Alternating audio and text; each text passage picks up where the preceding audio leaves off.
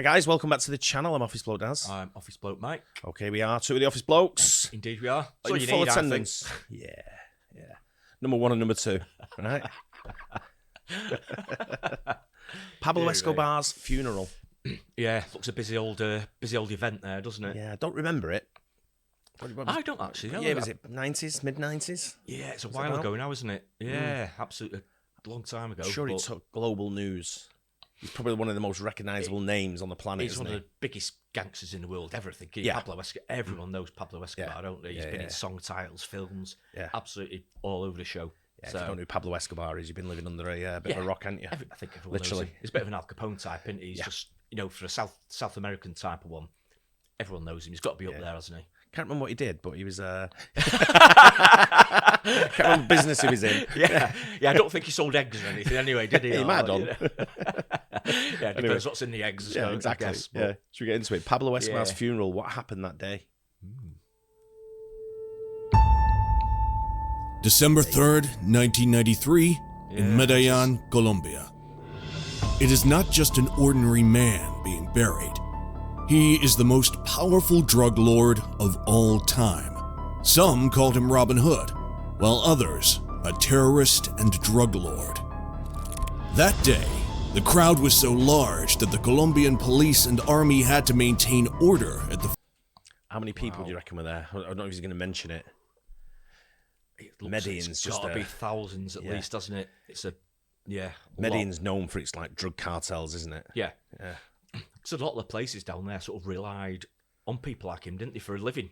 There's so many people sort of attached to it, and it was a massive industry. When I was younger, I used to ship a lot of machinery to Medellin.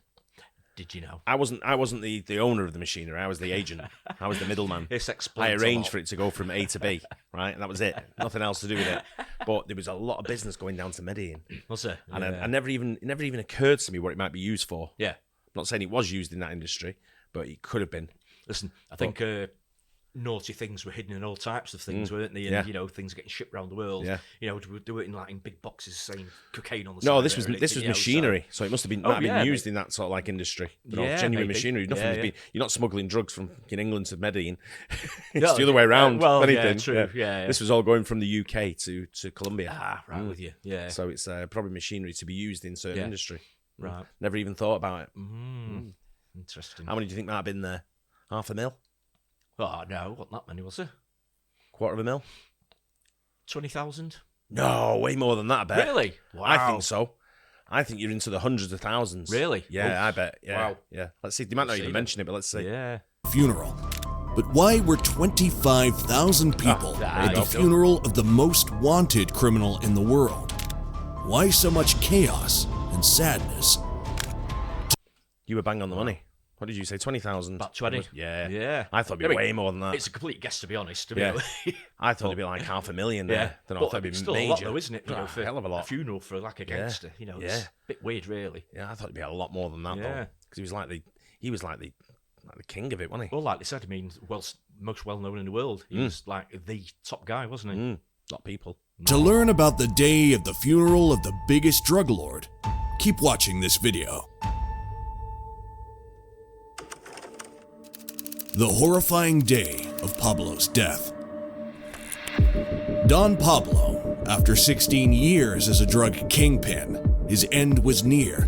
He was on the run from everyone, from the Colombian American government to the rivals of the cartels, and everyone wanted him. But there was a big problem. No one knew where he was. But the CIA already had Pablo's family under control, and they were waiting for Pablo's fatal mistake. On December 2nd, 1993, Pablo called his son. Pablo knew this was a risk, but perhaps he saw that it was over, and he wanted to hear from his son one last time. This was for the CIA to locate Pablo in Barrio Los Olivos, a neighborhood in Medellin. After an intervention by the Colombian Army and American Special Forces, they killed the only bodyguard and Pablo after an exchange of fire. Immediately after that, Viva Colombia was heard on the radio. From the cheering of the army, we just killed Pablo Escobar. public reaction to the death of the drug lord. Drug lord Pablo Escobar was killed today, 16 months after his escape from prison. Soon after the news spread in the nation, there was turmoil in the country. A flashpoint was so great that it awakened people from every corner of the country. The news of his death spread like a plague. News channels couldn't say another word, but Pablo Escobar has been shot dead. The drug lord is breathing no more on the Colombian soil. Radio channels were screaming loud out that Escobar is no more. The crowd's reaction to Escobar's demise was a fusion of sadness and admiration. There was a palpable sense of loss and suffering. The game was changing for the drug dealers, and everyone wanted to take control of the pitch. The government took the Pablo family in custody, and suddenly there was a gabble on the Colombian streets. People started to emerge to the death scene. It was no longer what a myriad of people showed up at the death scene. They were no other but followers of Escobar and came to hail their Robin Hood. He was a ruthless cocaine baron to government, but a hero to the people of the hillside of Medellin. The Colombians will remember him as the man who gave millions to the poor in Colombia.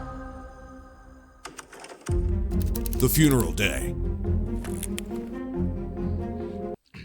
Yeah, I'm guessing a lot of people, when it's in Colombia, they have so much disrespect and sort of hatred and sort of just don't trust like the government and the people in charge and the like army. everyone else in the world. Well, I guess so, yeah. But you know, with the corruption and stuff like that goes on in places like Colombia, I think that's why they sort of maybe held him up to a higher light sort of thing, because of, you know, the government and the people surrounding them as to what they're like. I think some of the areas you show there are quite poverty stricken. And I think Pablo Escobar sort of like gave the money away into sort of like, I mean, he had so much money that, you know, I can't remember how much they said he'd buried and couldn't find it, forgot where he buried it, sort of thing. Money buried everywhere. Yeah, I can imagine. But I think he'd give it away. That's why he's known as the Robin Hood. I think he used to give to the poor, didn't he? Yeah, and look after the people, like the normal sort of everyday people. And I think when you're earning that kind of dough, you've got to sort of like spread the wealth a little bit to make sure there's no unrest against you when you're doing wrongful sort of activities. But I don't know. It's he seems to have been a bit of a hero amongst the people, doesn't he? He does. But then again, you get a lot of that with there's a lot of wrong uns who are hailed by the people. You can do, especially people that are poorer that haven't got any money. Yeah. Then they sort of see people out more as a bit of a hero. Yeah, it's like someone giving it to the man, isn't it? It is really, isn't it? Yeah, because I mean, most people in most countries aren't that keen on governments, and politicians, and people like that. Yeah. So they tend to rail against them. Well, they're taking from the stash, aren't they? Yeah, exactly. For the most part. Yeah, even though these guys are pretty ruthless, so aren't they? I mean, all the people that turned up for his funeral, they could have been relations of all the people he killed. Yeah, they don't dick about, do they? There'd be a lot of no, not at all. Yeah, but a lot of them are on probably his payroll as well. Well, exactly. I was going to say, I think probably a lot of them are in these small towns and villages. A lot of them probably actually work for him, so they're getting looked after in that way as well, aren't they? So and it's one of them where you've got the job with Pablo Escobar or his cartel, but then you can't really switch over to a new cartel once he's gone because you can't. Yeah. So it's probably their living and livelihood, isn't it? Yeah. So. Yeah. A large number of people arrived at the funeral, and Pablo's family and friends were also there to pay their last tribute. Some were saddened by the loss of their Robin Hood. Others were relieved that Escobar could no longer carry out his criminal activities. The mourners wore t-shirts with pictures of Pablo Escobar, and some carried signs like, "Pablo, you will always be with us," and "Long live Pablo Escobar." Reports say that the crowd was so big that the drug lord's family couldn't open the car doors that took them to the funeral, and they had to turn around and miss the funeral. The drug lord family mourned him in silence and fear. The death of Pablo Escobar had a major effect on his family and friends, who were not only grieving his loss, but also feeling the effects of the media spotlight that surrounded the news of his death. After he died, his body was taken to a local morgue in Medellin, Colombia. After paying their respects to the fallen drug lord, Escobar's family fled the scene as reporters and their enemies surrounded the funeral. The funeral was held at the Jardines Montesacro Cemetery in Medellin 2 days after his death. Thousands mourned that horrifying day, saying their last goodbyes. The authorities tried to maintain order, but they couldn't stop those outraged mourners. After stopping the crowd, they fought back and went to the funeral. But the burial was carried out with such urgency that the priest tried to say some prayers but eventually couldn't perform them due to the push and pressure from the crowd. His family faced many problems: fear of the enemy, pressure from the government, and accusations from the reporters. It was one hell of a day. When the reporters ambushed the family, Escobar's son uttered in anguish, "We are just going through a lot and trying to make our lives normal. For my mother, my sister Manuela, and me, the past 24 hours had been the most intense hours of our lives. Not only did we have to deal with the terrible pain of losing the family head in such a violent way, but the funeral was even worse. This day changed so much. Some lost their family head, some lost their hero, while others got rid of the most notorious criminal on Earth." What do Colombians think of the legend? Pablo Escobar was a controversial and polarizing figure in Colombia. People there have different ideas about it. Some admire Escobar as a Robin Hood-like figure who used his power and wealth to help the underprivileged and oppressed of his community. Some Colombians despise him for being a violent and immoral drug dealer who was involved in criminal activities. Many of the Colombians say that Pablo is a black story for the country, like Hitler for the Germans. Some say Colombian passports are looked at the airport more than necessary because of the name of the country, and this irritates them. Since his untimely death in 1993, opinion has been divided over whether he should be remembered as a folk hero or a horror story. What do you think? Does Pablo Escobar deserve so much attention even today? Write to us in the comments. Yeah, interesting. I think he does. He's a part of history. Yeah. For he's turned the industry that he was in. He's unrivaled over the years. Oh, I would think unrivaled. So. Yeah. There's no one else. Who else? Apart from people you might know, on a local level. Who else would you associate that kind of criminal activity That's what with? I was saying before. I mean, the first one that springs to mind is Pablo Escobar. Yeah. He's still the most well-known, even at the moment. Yeah. So it's like over 31 years ago now.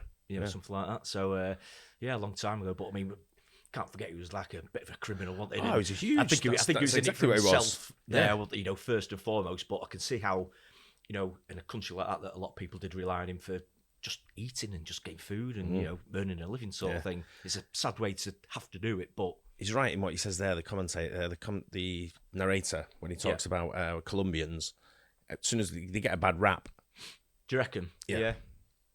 It's always a running joke, isn't it? I used to have a guy who used to play on our football team who was Colombian, and he always took a lot of I wouldn't say abuse, but a lot of comments went his way about drug activities. I think because he was Colombian. I think there's still. Yeah, certain. He was an airline pilot. Oh, was he? Oh, jeez. Yeah.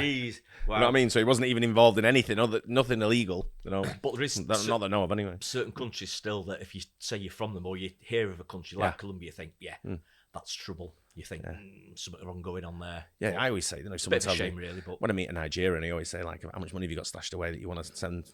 Oh, was it a thing? I know nothing about that. Well, you get the letters, don't you, from the Nigerian prince? Oh, right, so, yeah.